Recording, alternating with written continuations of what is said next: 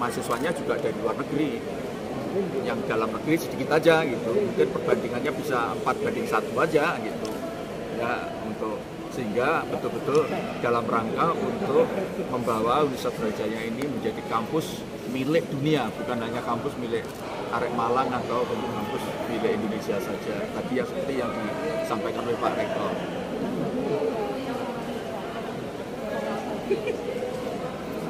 Nah, itu nanti akan kita bicarakan lebih lanjut. Kita baru gagasan. Tapi kalau funding itu sudah jalan, sudah banyak yang mengambil peluang. Universitas Brawijaya saya mohon memanfaatkan momentum yang sangat bagus itu. Kan ini kampus sudah sangat besar, sudah raksasa ini Universitas Brawijaya. Kalau istilahnya Pak Presiden, ibarat pesawat sudah Boeing. Nah, Boeing itu kalau tidak pesawat yang besar, tidak hati-hati, manuvernya menjadi tidak lincah. Beda dengan yang ramping-ramping itu lincah. Tapi kalau sudah besar itu perlu effort tersendiri untuk bangkit menjadi kekuatan yang betul-betul dahsyat besar seperti yang menjadi visi dan misi dari Universitas Brawijaya. Perlu ada dana abadi, Prof? Mungkin Prof. Perlu ada dana abadi yang dimiliki oleh UB mungkin? Ya. Nanti pengelolaannya bagaimana, Prof? Itu? Ya, ini yang nanti masuk kita bicarakan antara mandikan wali amanah dengan senat universitas duduk bersama. Walaupun kaplingannya sudah jelas, wali amanah itu tidak mengurusi akademik, non akademik. Kemudian yang senat universitas itu nanti mengurusi bidang akademik. Tapi kan ini bukan dua hal yang harus dipisahkan. Harus ada saling dipadukan, harus ada kerjasama, harus saling memberi masukan dan seterusnya. Nanti akan kita bicarakan lebih lanjut. Nanti dengan Prof. Armanun, salah satu. Iya. Ya, itu sebetulnya perkembangan yang tidak terelakkan ya. Kampus di masa yang akan datang itu dituntut untuk makin bisa memenuhi kebutuhan bagi pengembangan ilmu pengetahuan dan perkembangan di khususnya dunia industri. Nah, riset, kemudian pengajaran, dan yang lain itu semuanya aktivitas yang mahal, yang tidak mungkin hanya mengandalkan dari anggaran pemerintah.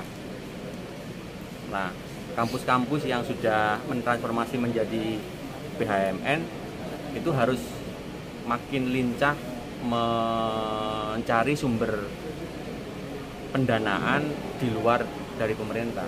Salah satunya kan dengan dana abadi tadi itu. Nah, oleh karenanya seperti yang disampaikan oleh Prof. Muhajir sebagai Ketua MWA, nanti salah satu yang hendak dibantu oleh MWA bersama dengan pimpinan perguruan tinggi itu adalah menginisiasi dana abadi tadi itu. Kan itu sudah dilakukan oleh kampus-kampus BHMN sebelumnya di ITB, di UI, UGM.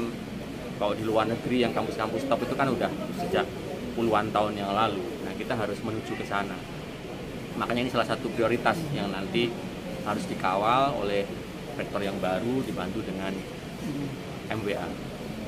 Kalau IKA, Pak, ya, ada kontribusi yang memungkinkan bisa terciptanya dana abadi yang di UB itu nggak, Pak? Iya, jadi kalau selama ini kegiatan dalam tanda kutip tradisional IKA kan memberikan beasiswa.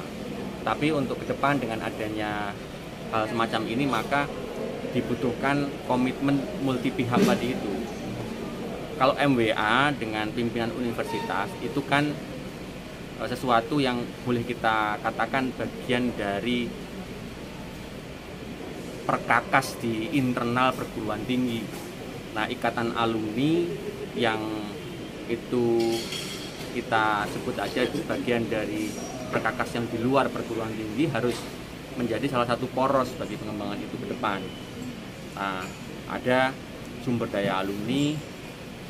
Nah, kemudian alumni-alumni tadi itu bekerja di sebuah institusi baik publik maupun privat, perusahaan ataupun pemerintah. Kemudian ada juga yang memiliki katakanlah perusahaan sendiri. Itu semua bagian dari jejaring besar yang harus dikembangkan, termasuk nantinya kampus ini harus menjalin relasi dengan korporasi di nasional maupun internasional, kemudian dengan perusahaan-perusahaan milik negara, sampai juga dengan lembaga-lembaga internasional multilateral, semua yang memungkinkan dari segi pendanaan tadi itu dimungkinkan ada kolaborasi dengan Brawijaya. Kita sendiri sudah punya yayasan dana abadi. Sudah, betul, jadi sudah punya.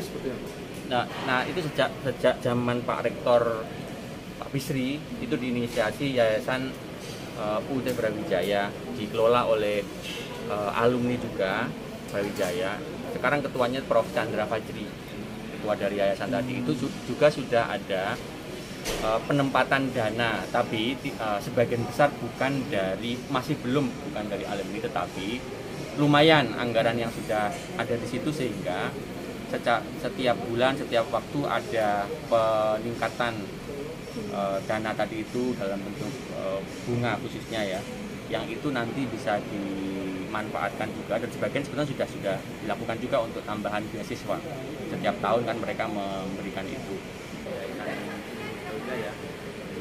Dulu